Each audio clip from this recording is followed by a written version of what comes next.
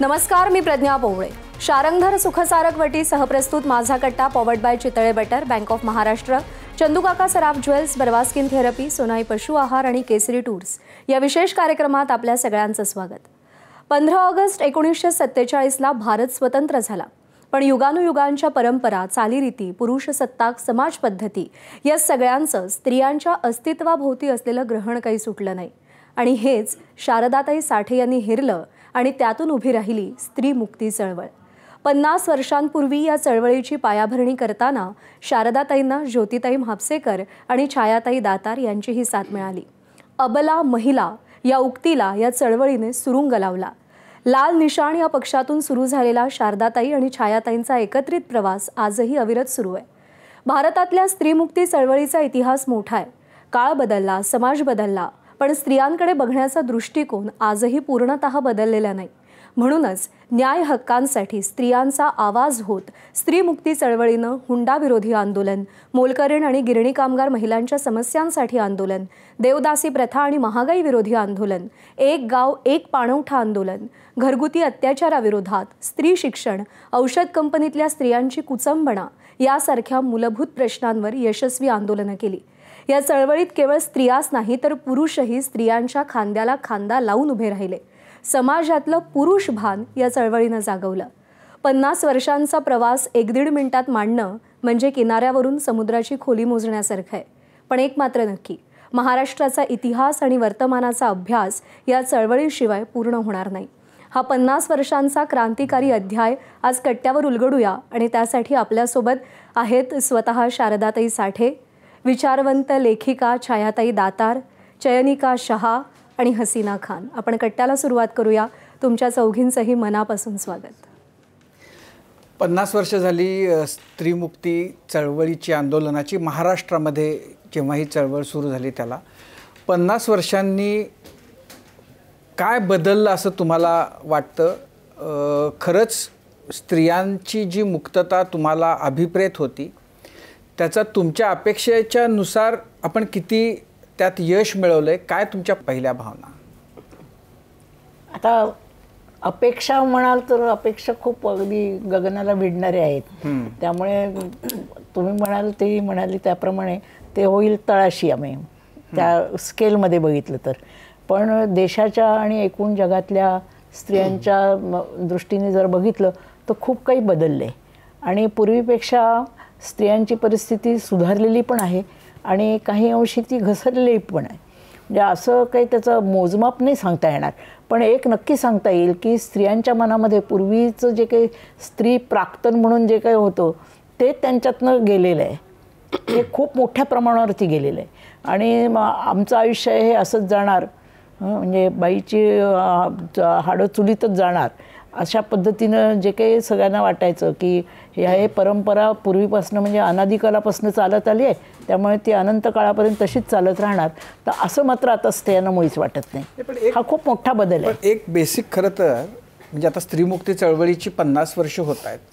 1975मध्ये त्याची मुहूर्तमेढ महाराष्ट्रामध्ये रोवली गेली असं आपण म्हणूया. पण जेव्हा देशाचं पंतप्रधान पद इंदिरा गांधींकडे होतं तर देशाची म्हणजे इतक्या मोठ्या पदावर एक महिला असताना आपल्याला महिला दास्यात आहेत किंवा महिलांच्या मुक्तीसाठी काहीतरी केलं पाहिजे, तर ह्याच्यामध्ये विरोधाभास होता का? किंवा असं करण्याची गरज का वाटली त्यावेळेला जेव्हा ही चळवळ सुरू झाली तेव्हा? विरोधाभास काही नाही आहे त्याच्यात. कारण पूर्वीसुद्धा राजघराण्यातल्या स्त्रिया ज्या होत्या त्या उच्च पदावरती होत्या आणि त्या सत्तेचा वापर करत असत. तसं आपल्या देशाची पंतप्रधान एक स्त्री व्हावी हे काही फक्त आपल्याच देशाचं एक वैशिष्ट्य होतं अशातला भाग नाही. तुम्ही जर आशिया खंडाचा जर विचार केलात तर आशिया खंडामधल्या खूप स्त्रिया या काळामध्ये म्हणजे या कालखंडामध्ये मुख्य पदावरती पोहोचलेल्या आहेत. सिरिमा बंदरनायके होत्या, बेनझीर भुत्तो नंतरच्या काळामध्ये आली, इंदिरा गांधी होत्या. तर ह्या स्त्रियांना जे मिळालेले आहे ते पूर्वीच्या राजघराण्यातल्या स्त्रियांना जसं वारसा हक्काने मिळत होतं तसं नाही मिळालेलं. त्यांनी त्यांचं कर्तृत्व जे काही दाखवलं आहे त्याच्या बळावरती आणि लोकचळवळींमध्ये त्यांचा जो काही सहभाग होता त्याच्या आधाराने त्यांना ह्या गोष्टी मिळत गेल्या आहेत. पण त्या मिळाल्या आहेत म्हणून सगळ्या स्त्रियांना त्या सगळं मिळालं आहे असं काही नाही आहे. सगळ्यांना सगळं मिळण्याच्यासाठी जी आवश्यकता लागते ज्या देशाची घडी बसवण्याकरता, तशी संविधानं त्या त्या देशांमध्ये जर निर्माण झाली आणि त्या संविधानांचा वापर झाला तरच ते होऊ शकतं. म्हणजे इंदिरा गांधींना मिळालं म्हणून काय आम्हाला कौतुक आहे, पण कौतुकाच्या पलीकडे त्यावेळेला काही नव्हतं. कारण खरंच आहे, चांगले आहे, मिळाली आहे, हे चांगली गोष्ट आहे. पण म्हणजे जेव्हा नाही, किंबहुना 1975ला जेव्हा आणीबाणी होती, सुरू होती, तेव्हाच आम्ही आमची पहिली संघर्ष परिषद घेतली. म्हणजे गरज होती आणि आणीबाणी विरोधी आम्ही फार नव्हतो काही, पण आम्हाला एक छान हे मिळालं की युनोनं 8 मार्च जाहीर केला होता. त्यामुळे सगळ्या जगभर एक सगळ्या स्त्रियांच्या मुक्ती म्हणा, शक्ती म्हणा, सबलीकरण, पण या सगळ्याचं एक वातावरण तयार झालं होतं. आणि त्याच वेळेला टुवर्ड्स इक्वालिटी नावाचा रिपोर्ट पब्लिश झाला होता. त्या रिपोर्टमधून असं दिसून आलं होतं, जगभरही असेल पण भारतात विशेषतः, की संविधानाचे इतकं चांगलं संविधान असून स्त्रियांना आणि पुरुषांमध्ये खूप फरक होता पडलेला. म्हणजे आणि प्रत्येक अंगामध्ये. आणि सगळ्यात घेतलं तर आपण की स्त्री पुरुषांचं रेशो 1000 पुरुषांच्या मागे काहीतरी 904 वगैरे ह्या होत्या स्त्रिया. आणि लहान मुलांच्या बाबतीत तर आणखीन, कारण मुलींना जन्माला घालणं हे आवडत नव्हतं लोकांना. त्यामुळं म्हणजे तसं पाहिलं तर एका बाजूने इंदिरा गांधी तिथे होत्या, ॲट द सेम टाईम सामान्य लोकांची जी अवस्था होती त्याच्यामध्ये पुरुषाला महत्व. पण आता तुम्ही बोलताना असं म्हणालात की जेव्हा म्हणजे स्त्रीमुक्ती चळवळीची मुहूर्तमेढ जेव्हा महाराष्ट्रात रोवली गेली त्यावेळेला आणीबाणी सुरू होती. तुम्ही म्हणालात की आम्ही काही त्याला विरोध नव्हता, पण का नव्हता तुमचा विरोध? नाही, तसं आम्ही तशा अर्थाने राजकीय नव्हतो, म्हणजे मी तरी नव्हते, शारदा त्या मानाने असेल, पण विरोध केला असता तर आम्ही लगेच तुरुंगात गेलो असतो. किंबहुना मी उलट म्हणेन अहिल्या रांगणेकर वगैरे या सगळ्याजणी तुरुंगात होत्या आणि कोणीच पुढाकार गेला नव्हतं 8 मार्चचा जो काही उत्सव म्हणायचा, म्हणून तो आम्ही घेतला. आणि आम्हाला गेल ऑम्वेटचं खरंच कौतुक करावं असं वाटतं, कारण गेल ऑम्वेट त्यावेळेला होत्या आणि त्या भारतीय तत्व त्यांनी ऑलरेडी घेतलेलं होतं मला वाटतं. आणि महात्मा फुले वगैरे सत्यशोधक समाजावर त्यांनी त्यांचं PhD चालू होतं आणि त्यांनी आम्हाला सगळ्या जगातल्या अनेक पुस्तकं आणि माहिती आणून दिली होती वगैरे वगैरे. आणि मग आम्हाला असं वाटलं की ठीक आहे, आपल्या ज्या नेत्या होत्या त्यावेळच्या तर त्या आता तुरुंगात असतील, पण आपण का नाही काही करूया स्त्री जागृती करण्यासाठी म्हणून. पण शारदाताई, आपण जर बघितलं तर स्वातंत्र्याच्या चळवळीमध्ये महिलांचा सहभाग मोठा होता. म्हणजे आपल्याकडे अगदी आपण महाराष्ट्राचंच जर बघायला गेलं तर खूप महिला, खूप स्त्रिया राजकारणामध्ये ॲक्टिव्ह होत्या, निवडून येत होत्या, पदं भूषवत होत्या. 75ला काही निमित्त म्हणजे फक्त UN ते जाहीर केलं यामुळं तुम्हाला आपण असं काहीतरी सुरू करावं महाराष्ट्रातही असं वाटलं का? एरवीही तुम्हाला याची गरज जाणवत होती की स्त्री मुक्तीसाठी काहीतरी होणं, अशी समाजामधली एकूण स्थिती पाहता त्याची गरज आहे? आम्ही त्यावेळेला विशित होतो, त्यामुळे काही खूप मोठं तात्विक भूमिका वगैरे तयार करणं वगैरे हे काही घडलेलं नव्हतं. पण सारखं मनामध्ये येत होतं की काहीतरी आपण करायला पाहिजे. आपण असं समाजाच्या एका स्तरावरती असल्यानंतर त्या स्तरावरून वरती जाण्याचा प्रयत्न करण्यापेक्षा त्या स्तराच्या खाली जो काही संबंध समाज आहे, जो अशिक्षित आहे आणि अशिक्षित असला तरीसुद्धा अजाणता नाही आहे, आणि त्यांच्याबरोबर जर काम करायचं असेल तर आपल्याला काहीतरी वेगळं करायला पाहिजे. आणि ते निमित्त आम्हाला ह्या परिषदेचं जे काही झालं त्याच्यामुळे आम्हाला मिळालं. थोडं आपण म्हटलं पाहिजे की आम्ही मार्क्सवादी होतो आणि या मुक्ती शब्दालाही एक थोडा बॅकग्राऊंड आहे. पुष्कळदा कारण सरकार शक्ती शब्द वापरतं, सबलीकरण शब्द वापरतं, आम्ही मुक्ती म्हणतो कारण आम्हाला ही मार्क्सवादाची बॅकग्राऊंड की मानवमुक्तीकडे जायचं आपल्याला. त्यामुळं मग स्त्रीमुक्ती म्हणजे केवळ पॅट्रिआर्कीच नाही, वर्गवाद, जाती व्यवस्था असं सगळ्यांच्या पलीकडे आम्हाला जायचं आहे. आणि म्हणून आम्ही अजूनही स्त्रीमुक्ती परिषद हा जेव्हा शब्दप्रयोग आपण ठरवला तेव्हा आम्हाला हे थोडंसं विचारलं, स्त्री शक्ती का नाही. पण मग तुम्ही स्त्री शक्ती परिषद असं म्हटलं असतं तर तुम्हाला ॲक्सेप्टन्स तुमचा वाढला नसता? नाही, मग आम्ही सरकारीकरण झालं असं वाटलं असतं. मला असं जोडायचं याच्यामध्ये की मी आले 78-79 जेव्हा मी स्टुडंट म्हणून आले इकडे. पण इथे जे 77-75च्या नंतरच्या काळामध्ये म्हणजे 79-80च्या काळामध्ये एक नवीन लहर आली. ती म्हणजे मथुरा रेप केस जे खूप प्रसिद्ध झालं. म्हणजे बॅड जजमेंट हे घेऊन सीमा साखरे एकतर नागपूरच्या कोर्टात गेल्या, ते आधी झालं.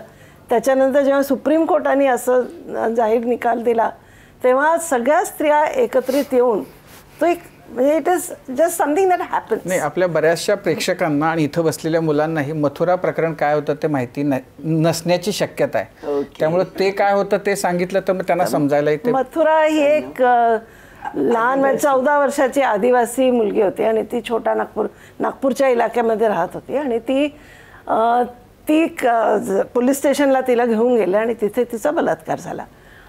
तिच्याबरोबर तिचा एक बॉयफ्रेंड किंवा कोणीतरी तिच्याबरोबर लोक होती, त्यांना बाहेर ठेवलं आणि हिला पोलीस ठाण्यात पोलिसांनी तिच्यावर बलात्कार केला आणि ती केस कोर्टात गेली.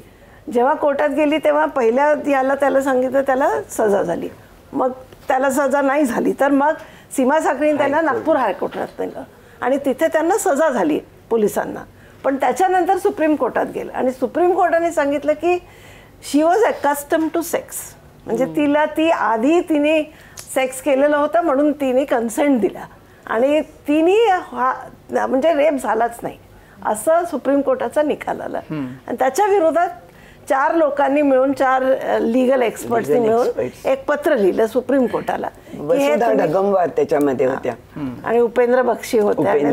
या लोकांनी एक पत्र लिहिलं की सुप्रीम कोर्टाने असं कसं निकाल दिला की तुम्ही 14 वर्षाच्या मुलगीचं कन्सेंट नाही असं कशावरून म्हटलं तर ती आधीपासून शी इज यूज टू सेक्स. तर हे जे पत्र होतं ते घेऊन सगळ्या देशाभरात स्त्रिया एकत्र आल्या आणि त्या म्हणाल्या की हे काय चाललंय आणि ते घेऊन एक कॅम्पेन अगेन्स्ट रेप आणि असं करून खूप नवीन तऱ्हेच्या संघटना उभ्या राहिल्या. ज्या छोट्या होत्या, ज्या शहरी होत्या, ज्या मिडल क्लास स्त्रियांशी भरलेल्या होत्या, पण तरी वेगळं प्रश्न. जसं हे मथुरा रेप केस हे जसं एक मोठं म्हणजे एक वळण किंवा म्हणू आपण की याच्यामुळे स्त्रीमुक्ती चळवळीला म्हणजे त्याला थोडा जोर आला. आणखीन अशी कोणती कारणं घडली म्हणजे गेल्या 50 वर्षामध्ये की जे आपल्याला असं म्हणता येतील की हे स्त्रीमुक्ती चळवळीतले हे माइलस्टोन्स आहेत, हे घडलं याच्यातनं चळवळीला जोर आला किंवा आत काम करणाऱ्यांना जरा असं वाटलं की नाही याच्यावर त्वेषानं आपण उतरलं पाहिजे, असे आणखीन कोणते? मैं कह सकती हूँ इसमें कि मेरी शुरुआत जो है आंदोलन में महिला विमेंस मूवमेंट में 90 के दशक में हुई और मैंने जब मैं 90s में मैंने काम करना शुरू किया तब तक के इस देश में 1984 में शाबानो और शहनाज शेख मुसलमान महिलाएं जो है वो कोर्ट में जा रही थी, अपने अधिकार मांग रही थी. और तब तक के 90 के दशक में हमारा ये अनुभव आ रहा था कि मुसलमान महिलाएं जो है वो अपने अधिकार के लिए कोर्ट में जा रही हैं, लेकिन समाज में जो है वो उसके कोर्ट में जाने को लेकर और अधिकार मांगने को लेकर वो अधर्मी हैं, अनइस्लामिक हैं, धर्म खतरे में है, इस तरह की भाषा और इस तरीके का एक प्रोसेशन चल रहा था. तो महिला आंदोलन में ये एक बहुत माइलस्टोन रहा जहाँ पे जैसे मथुरा का जब कि मामला आया तभी बलात्कार का जो कानून था उसमें बदलाव की बात हुई, क्योंकि ये बलात्कार का कानून जो पहले था वो एक बर्डन ऑफ प्रूफ जो है वो महिला के ऊपर था, लेकिन अब बर्डन ऑफ प्रूफ जो है वो जिस पुरुष ने बलात्कार किया है उसके ऊपर जाना चाहिए, तो वो कानून उसमें बदला. वैसा ही 84-85 में मुसलमान औरतों के मुद्दों को लेकर लोग बाहर आए और वहाँ से मुस्लिम औरतों के मुद्दों के बारे में महिला आंदोलन में बात हुई. तो माइलस्टोन ये है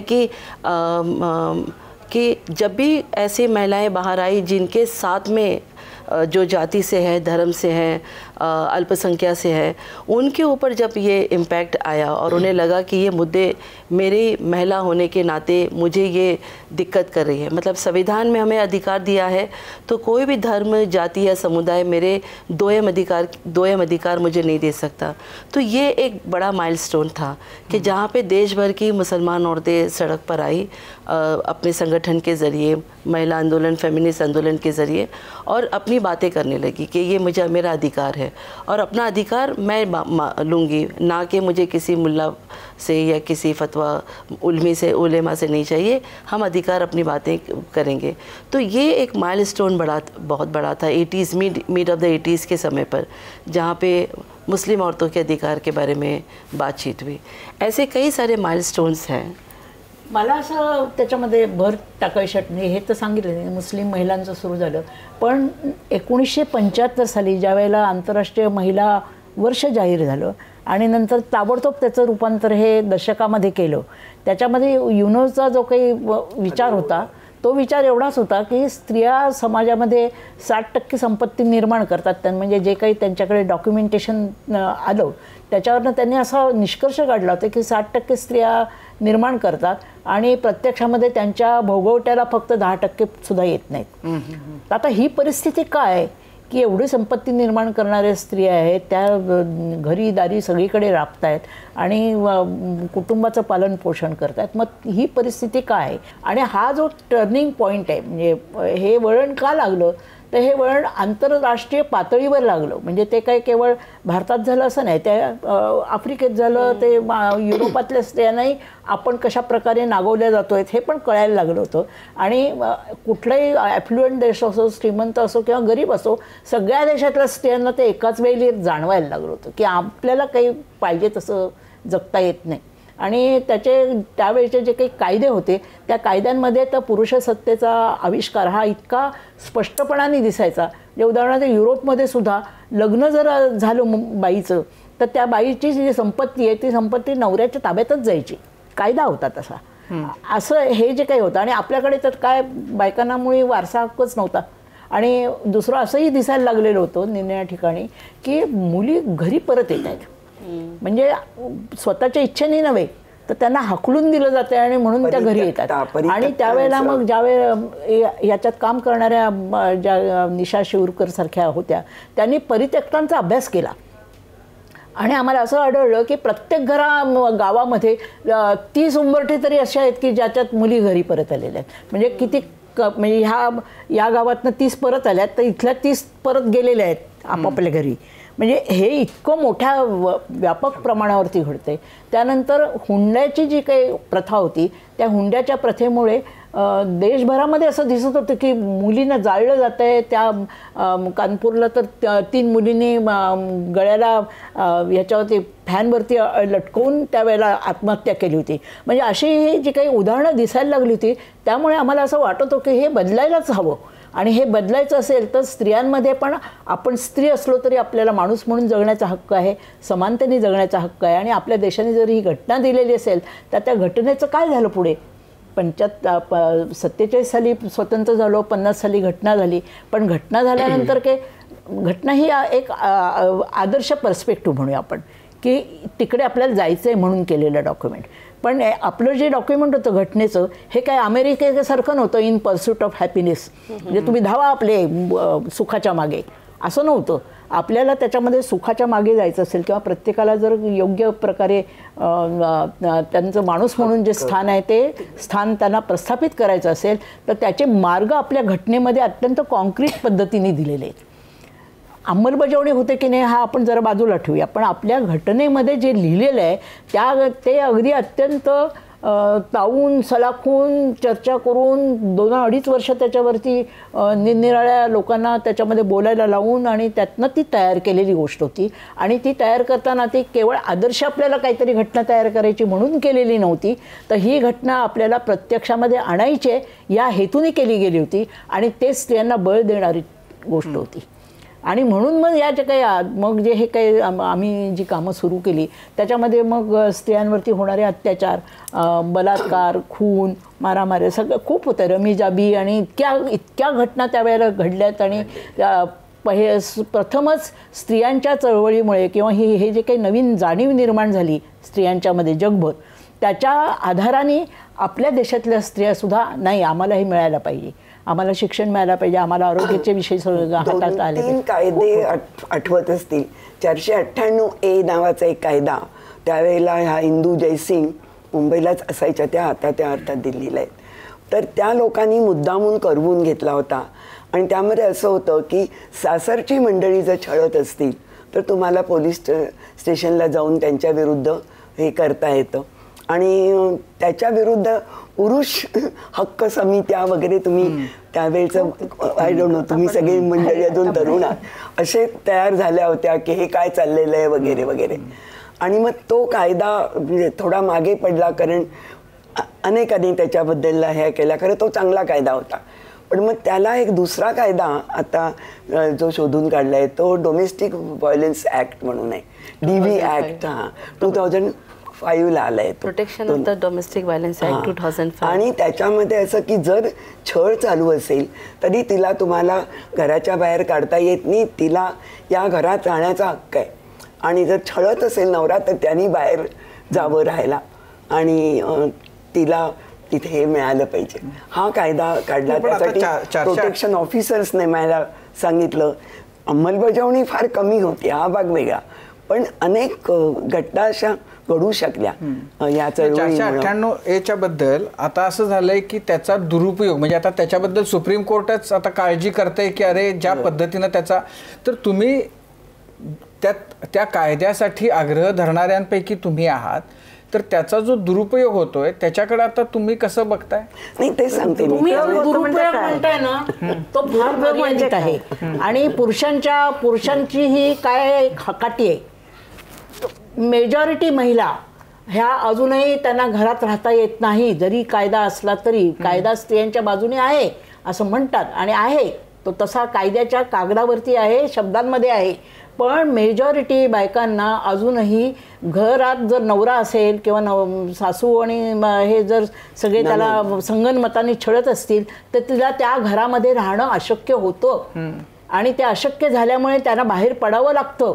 आणि बाहेर पडल्यानंतर त्यांना समाजामध्ये ॲक्सेप्टन्स नाही, कारण हिला बाहेर पडली याचा अर्थ हिनीच काहीतरी केलं असलं पाहिजे. हा जो काही समज असतो स्त्रियांच्याबद्दलचा की बाई घराच्या बाहेर पडली याचा अर्थ तिचीच काहीतरी चूक असली पाहिजे.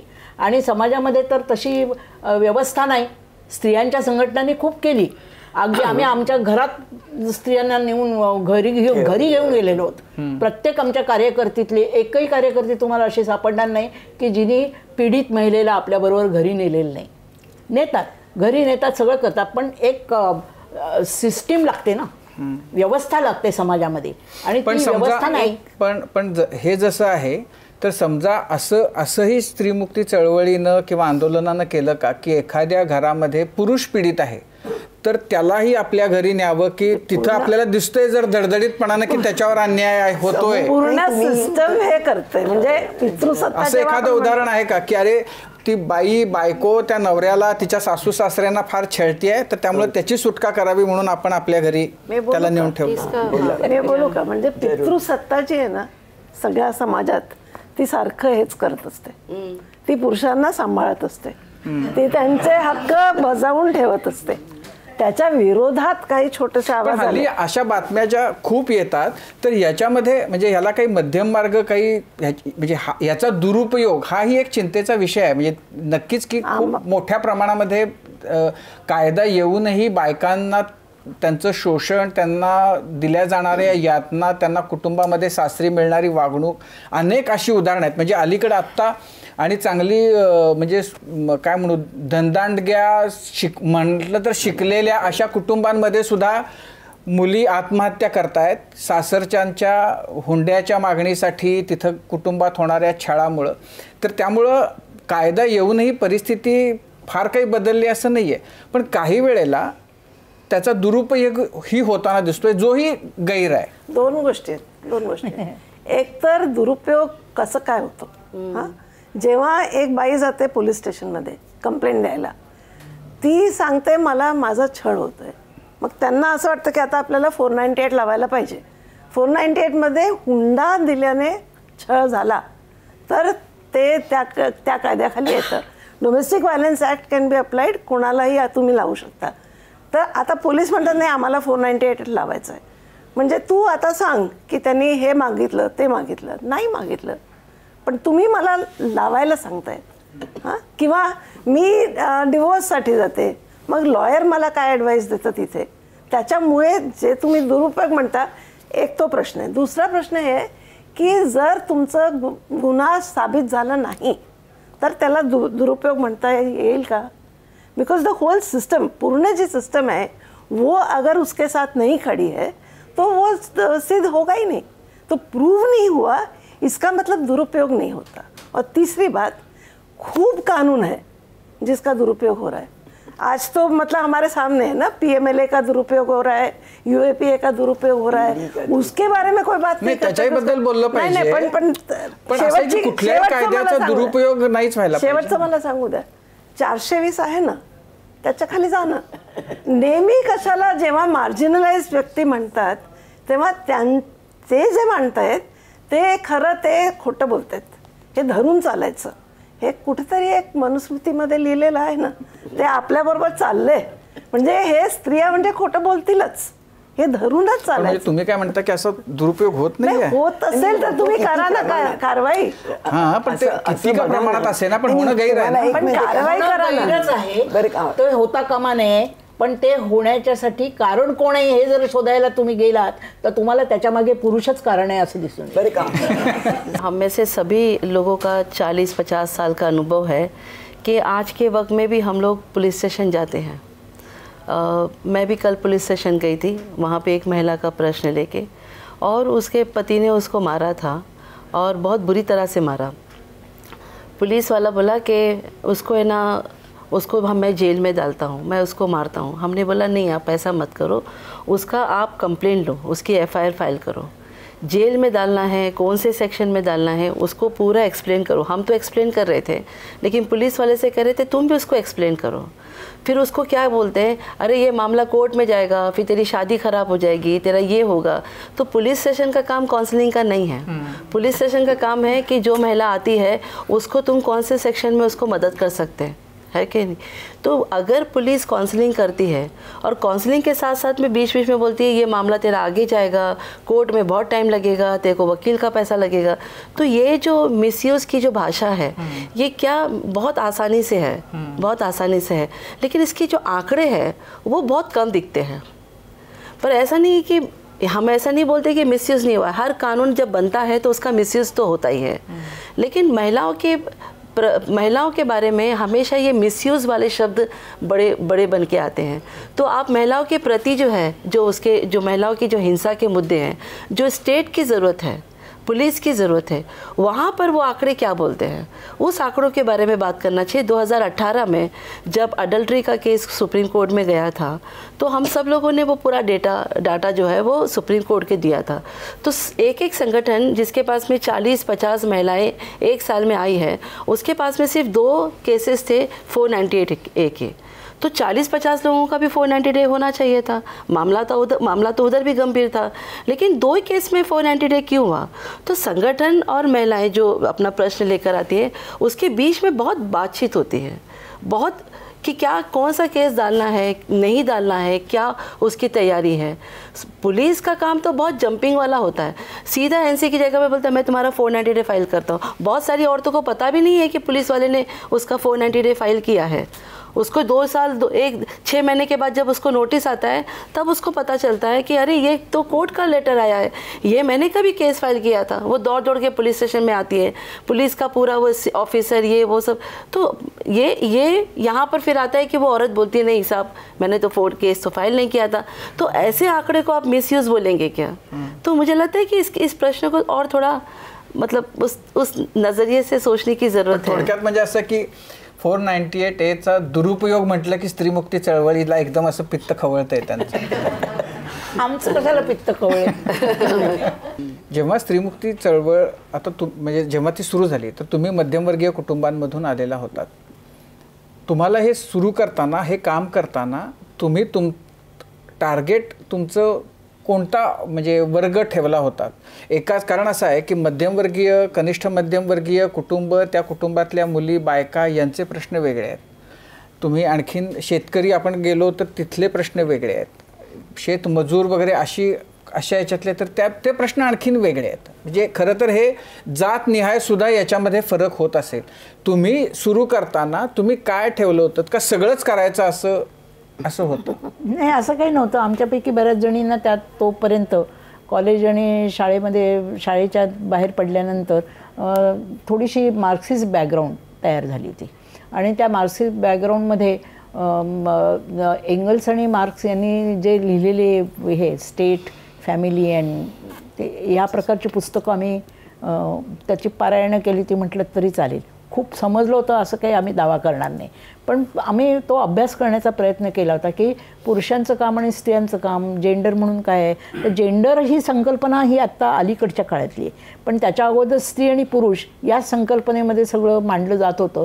आणि स्त्रियांचं काम आणि पुरुषांचं काम याच्यामध्ये मुख्य भाग जो होता, जसं सिमॉन द बोवा म्हणते तसं मुख्य भाग हा तिचं स्त्रीत्व आणि पुरुषाचं याच्यावरतीच अवलंबून होता. म्हणजे बाईचं काम म्हटलं की अमकं, मग बाईवरती होणारे संस्कार म्हटले की ती मुळू रडणारी असली पाहिजे, पुरुषावर वगैरे वगैरे.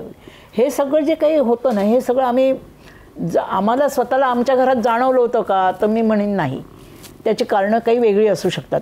प्रत्येक घरात असं काही झालं असं नाही, पण मी छाया आम्हाला नाही अशा प्रकारचा स्वतःला वैयक्तिक अनुभव नाही आहे की मला माझ्या वडिलांनी चोप दिला आहे काहीतरी घराच्या बाहेर राहते म्हणून, किंवा माझ्या वडिलांनी मला हे करू नको म्हणून सांगितलं, ते करू नको म्हणून सांगितलं आहे. आमचे साधे बाळबोध लोक होते आणि त्या बाळबोध लोकांचं एवढंच होतं की तुम्ही शिकून तुम्हाला जे करता येईल ते करा आणि जे करायचं असेल ते प्रामाणिकपणाने करा. इतकं साधी गोष्ट होती ती. आणि त्याच्यातनं आम्ही हे आत्मसात केले. महिलांचं इकॉनॉमिकल स्टेबलायझेशन की बाबा त्यांना उत्पन्नामध्ये आणायचं आहे.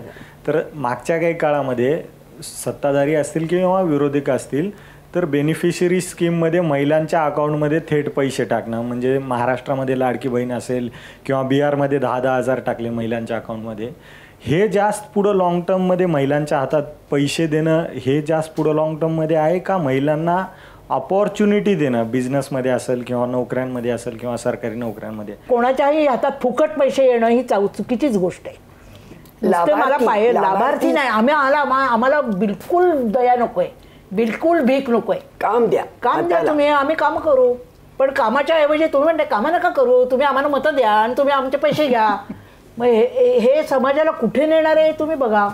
शहरात आल्यावर प्रत्येक मुलीला, शिकलेल्या मुलीला, नोकरी करणाऱ्या मुलीला आजकाल वाटू लागलं आहे की आम्ही पार्टी करतो, मग मद्यपान करतो का, किंवा म्हणजे आम्हाला हवं तशा पद्धतीने जगतो. मग मॉलचं कल्चर असेल तर जेव्हा आपण स्त्री मुक्ती म्हणतो तेव्हा हा तुमच्यासारख्या 50 वर्षांपेक्षा अधिक काळ काम करणाऱ्यांसमोर हा प्रश्न नाही आहे का, की हा जो वैचारिक ऱ्हास आहे की मुक्ती म्हणजे हे असं जगणं, हे जे वाटू लागलं आहे की आता आम्हाला हे सगळं करायला मिळतं म्हणजे आम्हाला सगळं काही मिळतं आहे, तर हा तुम्हाला प्रश्न वाटत नाहीये का? मुक्तीचा अर्थ काय? मला मोकळेपणाने जगता आलं पाहिजे, एवढाच मुक्तीचा अर्थ आहे.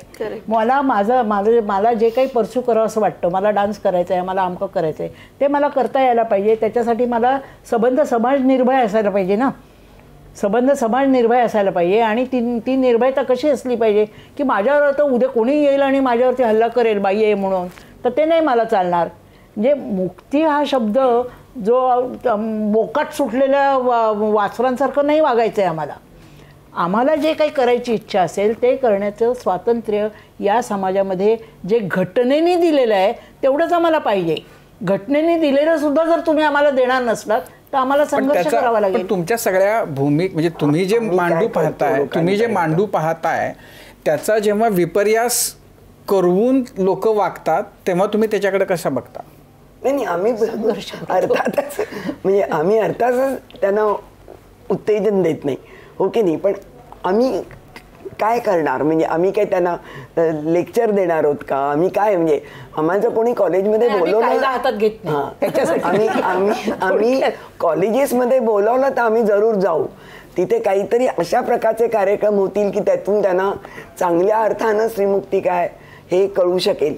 तुमचं दे ना उदाहरण तुम्ही. आणि मी कॉलेजमध्ये जाते ना त्यावेळेला मुलांना, तरुण मुलांना विचारते, ते जरा म्हटलं तुम्हाला एखादी मुलगी शेजारून चालली आहे तर तिच्या अंगचट्टीला जाऊन तुम्हाला कसलं सुख लाभतं ते जरा मला सांगाल का कळून, की त्या अंगचट्टीला गेल्यामुळे तुम्हाला काय गुदगुल्या झाल्या का काय झालं एक्झॅक्टली. म्हणजे सेक्शुअलिटी बाई ही उपभोगाची वस्तू आहे असंच जर मानून तुम्ही चालणार असाल तर तुमचं वर्तन कसं राहील, तुमचं वर्तन माणसासारखं राहील का. मग पुरुषांचं जे आतापर्यंत चालू आलं ते चालूच राहील की. म्हणजे पुरुषांनी काय शिकायला पाहिजे तर माणूस म्हणून वागायला शिकायला पाहिजे, आणि बायकांनी काय शिकायला पाहिजे तर त्यांना माणूस म्हणून जगता आलं पाहिजे. त्या हक्कांचं नीट ज्ञान त्यांनी करून घेतलं पाहिजे. आम्ही असं मुळीच म्हणत नाही की सगळं स्वैराचार असला म्हणजे आम्हाला मुक्ती मिळाली. स्वैराचार हा त्याचा अर्थच नाही आहे. विरोधाभास राहणारच. म्हणजे व्यक्ती स्वतःसाठी काय बघते मुक्ती म्हणून, आणि एक आंदोलन म्हणून एक दिशा काय असते मुक्तीची, त्याच्यामध्ये विरोधाभास असतोच. मॅम, आता आपण बोलत असताना प्रकर्षाने आठवण येते ती म्हणजे स्मिता पाटीलच्या उंबरठा या चित्रपटाची. तर त्यामध्ये समलिंगी संबंधांचा सुद्धा एक मुद्दा मांडण्यात आला होता. आता आपण बोलत असताना सुद्धा ट्रान्सजेंडर आणि लेस्बियन या महिलांविषयी सुद्धा बोललो. तर लेस्बियन महिलांकडे पाहण्याचा या चळवळीचा दृष्टिकोन कसा आहे, आणि अशा काही महिलांचा अनुभव या चळवळीला आला आहे का. असं आहे की स्त्री चळवळीमध्ये जेंडर आणि सेक्शुअलिटी या दोन मुद्द्यांवर बोललं जात होतं. तर जेव्हा क्वेअर आणि ट्रान्स लोक आली आणि ते ऑर्गनाईज झाले तेव्हा त्यांचं एक वेगळं नजरियाने त्यांनी जेंडर आणि सेक्शुअलिटीला बघितलं. So it is actually complementary to जे नारीवाद म्हणतं त्याला कॉम्प्लिमेंटरी एक भाषा, त्याला एक अजून एक लेअर क्वेअर ट्रान्स लोकांनी आणून दिली आहे. आणि असं झालंय की असं नाही आहे की स्त्री चळवळीने सुरुवातीपासून सगळ्यांना एकदम मोकळीक वाटली आणि त्या जागा मिळाली असं नाही आहे. पण आता गेल्या 30 वर्षांमध्ये खूप कामं झाली आहेत. खूप लोकांशी बोलणं झालं आहे, स्त्री संघटनांशी बोलणं झालं आहे, काय प्रश्न आहेत ते मांडले गेले आहेत. आणि आजच्या घटकेला म्हणजे जेव्हा आम्ही परिषद करतोय आणि हे एका वर्षाचं सगळं काम करतोय तेव्हा सुरुवातीपासून क्वेअर आणि ट्रान्स लोक या सगळ्या आंदोलनात सहभागी आहेत. 12 ज्या आम्ही पुस्तिका काढल्या आहेत त्यात एक पुस्तिका ह्या प्रश्नासंबंधी आहे. त्यांनी स्वतःचे अनुभव त्याच्यामध्ये नमूद केलेले आहेत. त्यामुळं पहिल्यापासून याची आम्ही नोंद घेतलेली आहे. आणि विविध ओळखी समाजामध्ये म्हणजे आयडेंटिटी या अर्थाने ह्या ज्या ओळखी समाजामध्ये हळूहळू उभरून वर यायला लागलेले आहेत की ज्यांना आत्तापर्यंत आवाजच नव्हता, आणि तो आवाज त्यांनी केल्यानंतर आम्हाला स्त्रीमुक्ती चळवळ म्हणूनच असं वाटते की प्रत्येक माणूस, मग तो कोणत्याही जातीचा धर्माचा असो, असं ज्यावेळेला आपण म्हणतो त्याचप्रमाणे तो कोणत्याही जेंडरचा असो, त्याला जगण्याचा हक्क आहे आणि त्याला भारतीय घटनेने दिलेले सर्व हक्क बजावता आले पाहिजे. आणि ते बजावता येण्यासाठी त्यांच्या ज्या चळवळी उभ्या राहतील किंवा त्यांचे जे उपक्रम सुरू होतील त्या सगळ्याला स्त्रीमुक्ती चळवळ हा पाठिंबा दिल्याशिवाय राहणार नाही. बरं, आता म्हणजे संपवताना शेवटचा प्रश्न एकेका शब्दामध्ये उत्तर द्या. हसीनाजी, तुम्ही मुक्त झालेले आहात असं वाटतं का, हो का नाही. सी एक्चुअली एकदम से हाँ या ना में नहीं, मैं कौन से धर्म से आती हूँ, और अगर मेरा नाम हसीना है और मैं मुसलमान धर्म से आती हूँ तो मैं कहूँगी कि मुक्त नहीं है. छायाताई, तुम्ही 50 वर्षांनंतर तुम्हाला आपण मुक्त झालो असं वाटतं? नाही, असं कोणी मला नाही वाटत आहे आमच्यापैकी कोणालाही. कारण आम्ही मुक्ती ही केवळ माझ्यासाठी स्वतःसाठी वैयक्तिक पातळीसाठीच विचारतोय. नाही, वैयक्तिक पातळीवर एका अर्थाने की मी जास्त बोलू शकते, मी जास्त लोकांना एकत्र आणू शकते वगैरे वगैरे असं म्हटलं तर हो, मी आहे तशी मुक्त की मला चळवळ करावीशी वाटते, लोकांना एकत्र आणावं असं वाटतं. जे काही आपल्याला पटत नाही त्याच्या विरोधी, अन्यायाविरोधी आपल्याला हे करावं असं वाटतं, आवाज उठवावा असं वाटतो. हां, त्या अर्थाने मी मुक्त आहे. पण आत्ताचं वातावरण इतकं वाईट आहे की असं मी म्हणू शकत नाही की मला पुढे जाण्यासाठी खूप हे मिळतंय, प्रेरणा मिळते असं मी म्हणू शकत नाही. मला असं म्हणायचं की जसं त्या स्त्रियांसाठी आपण म्हणतो ना की ते आपलं केलं की मुक्त झाल्या, असं ते म्हणतात की मी स्त्रीमुक्ती झाली कारण मी मुक्त आहे, असं तर आम्ही म्हणतच नाही. तर त्या आम्ही अर्थाने नाही, आपण बोलतोय मी हा बद्दल. मी नाही मानत हे, मी नाही मानत. आणि मी या दोघांशी सहमत आहे की जर समाजामध्ये मुक्ती नाही तर मला कुठे मुक्ती मिळणार, कारण माझी मुक्ती त्या समाजाबरोबर जोडलेली आहे, त्याच्याशिवाय नाही. अध्यक्ष, या सगळ्यांचं मला मान्य आहे आणि त्याच्यावरती माझा एक आहे, तो असा आहे की मी मुक्त आहे की नाही हे मीच ठरवणार आहे. मला कोणीही जगामधली शक्ती मला जे करायचं आहे त्याच्यापासून परावृत्त करू शकत नाही सत्तेच्या जोरावरती. मी मुक्त आहे आणि मला जे करायचं आहे ते केल्याशिवाय मी कधीही राहणार नाही. आत्तापर्यंत कधी राहिलेलं नाही. अगदी लहानपणापासून मला ही सवय जी लागलेली आहे ही सवय मी आत्ता मोडायला तयार नाही. मला जे करायचं आहे ते मी केल्याशिवाय राहणार नाही. मला कोणी रोखू शकत नाही. आपण एवढ्या सगळ्या आत्ता गप्पा मारल्या, त्यात एक गोष्ट जाणवली की स्वातंत्र्य आणि स्वैराचार ह्याच्यामध्ये एक धूसर रेषा असते, आपण नेहमी म्हणतो, आणि त्याचं भान दोन्ही घटकांनी पाळणं गरजेचं आहे. मग तो पुरुष असो अथवा स्त्री, तरच समाजाचा समतोल कायम राहील. आपण मनुस्मृतीचा उल्लेख केलात. न स्त्रीम स्वातंत्र्यम अर्हती हे मनुस्मृतीत लिहिलं आहे, आणि यत्र नार्यस्तु पूज्यन्ते रमन्ते तत्र देवता हे सुद्धा मनुस्मृतीतच लिहिलेलं आहे. समाजासोबत मनुस्मृती जाते असं तुम्ही म्हणालात, आणि याच समाजात हे दोन प्रतिनिधित्व करतात की स्त्रियांना देवी पण मानलं जातं आणि त्यांची अवहेलना पण केली जाते. पण स्त्रियांना देवत्वही नको आहे आणि अवहेलनाही नको आहे. त्यांना स्पेशल ट्रीटमेंट नको आहे, त्यांना इक्वल ट्रीटमेंट हवी आहे, आणि त्याच्यासाठी तुमचा लढा आहे. समाज बदलेल, काळ बदलेल, समस्या बदलतील, चळवळीचा आवाज बुलंद राहिला पाहिजे हीच अपेक्षा आहे. आज कट्ट्यावर आलात, मनापासून आभार. थँक्यू. आणि यासोबतच शारंगधर सुखसारगवटी सहप्रस्तुत माझा कट्टा powered by Chitale butter, bank of Maharashtra, चंदूकाका Saraf jewels, Barva skin therapy, Sonai पशु आहार आणि केसरी टूर्स या विशेष कार्यक्रमात आत्ता वेळ झाली इथेच थांबण्याची. प्रत्येक बातमीच्या अपडेटसाठी पाहत रहा ABP माझा.